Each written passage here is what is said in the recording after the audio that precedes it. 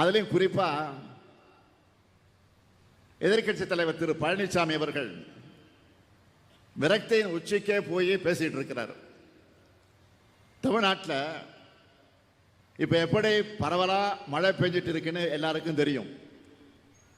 வரலாற்றில் எப்பவும் இல்லாத வகையில் மேட்டூர் அணை தொடர்ந்து நிரம்பி வருது. மேட்டூர் அணை நீரை பாசனத்துக்காக குறிப்பிட்ட நாள் அல்ல, அதுக்கு முன்னாடியே திறந்து விடுறோம். தொடர்ந்து நல்ல மழை பெய்கிறது நல்லாட்சிக்கான அடையாளமாக மக்கள் இன்னைக்கு போற்றிக்கிட்டு இருக்காங்க. ஆனா இதை வச்சு சிலர் அரசியல் செய்யறாங்க. என்ன அரசியல்? விளைச்சல் நல்ல வாங்கல, அது அழுகிடுச்சுன்னு ஏதாவது அவதூறுகளை பழனிசாமி சொல்லிட்டு வர்றாரு. விவசாய பெருமக்கள் பாடுபட்டு உற்பத்தி செய்கிற நெல்லை ஒரு நெல்மணி கூட வீணாக கூடாதுன்னு அதிகாரிகளுக்கு நான் உத்தரவிட்டிருக்கிறேன்.